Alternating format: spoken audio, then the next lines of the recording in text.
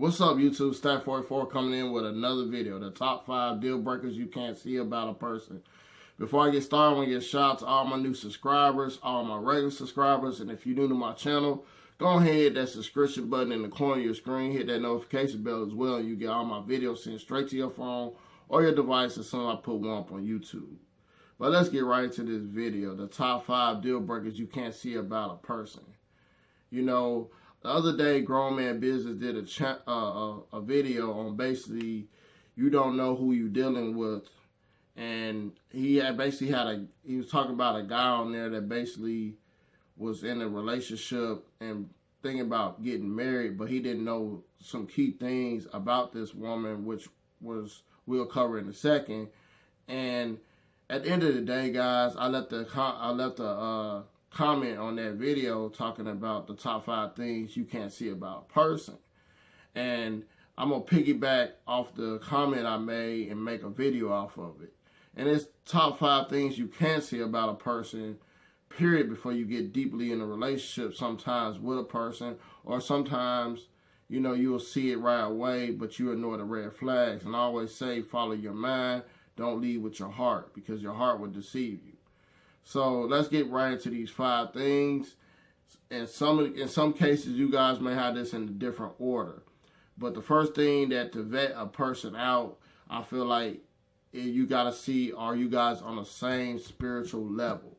That's the very first thing you want to do before you even give your body to that person, period, is to understand, are we on the same spiritual level? And that's the number 1. Number 2 is sex. The sex life.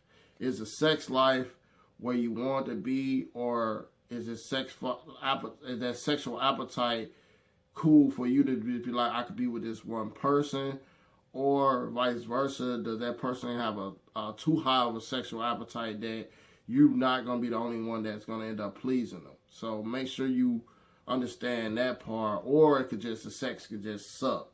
So, you know, that's number 2 for me. That's what I feel like. Number 3, addictions. You never know of a person's addiction to social media, drugs, shopping addiction, all type of addictions that a person can have that knock the relationship off center. So make sure you vet that person for their discipline and watch them and understand, do they have production in their life, or can handle certain things when it comes to having fun, spending money, or just, you know, how they deal with social media on a day-to-day basis. So watch out for the addictions. They can actually go wild sometimes with certain type people.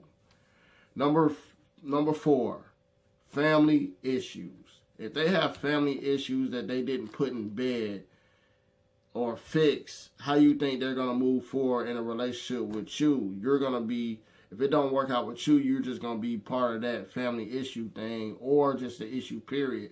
Because a lot of people with family and emotional issues do not think straight. And even if they do not have a perfect family, if they recognize or tell you about, you know, I didn't have the greatest mother growing up or the greatest father, but I'm working towards that, that shows you that this person is not delusional about their family life or their upbringing. Because, you know, everybody plays the representative in the beginning, but it's nothing perfect about a person. Nobody on this earth is perfect, but we have people that have progress and show progress and show that they're willing to build and improve themselves. And sometimes improving yourself is admitting the things in your life that's not all the way 100. And it could include your family. Or, you know, on top of your family, if you have a growth in your family, then that shows that a person or not ashamed to talk about what they had to overcome in their family life to make them the person they are. So watch that. Number 5, financial. At the end of the day, you know, when you get deeply into a relationship with somebody and it comes down to understand what their finances are like. If their finances are in the gutter and your finances are good, then you have to ask yourself, what was this motive of this person trying to be with me if they didn't have their finances together? Because at the end of the day, when a person see success, they should really, technically, they should not want to, you want to be equally yoked. A person should be very insecure if they get with you and they know their finances is not right and yours is. Then that should only tell you one thing, like this person probably using me. Unless they come into the relationship and don't pretend and they tell you right now, I'm financially struggling and I'm working on myself, I'm working on my finances. That's a different story. And if you accept that, that's on you.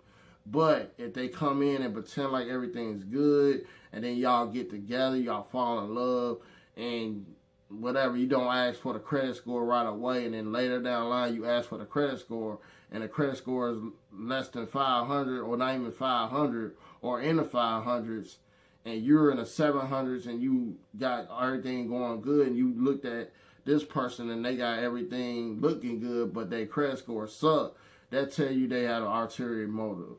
So that's my fifth one, is the finances.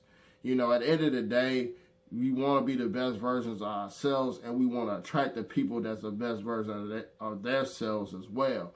So, watch people, vet them out like Grown Man Business says. Understand that people have motives out here. Not saying everybody has a motive, but make sure you protect who you are and your legacy as a man or a woman, or who you deal with, because at the end of the day, just put in the work. Let's attack our lives.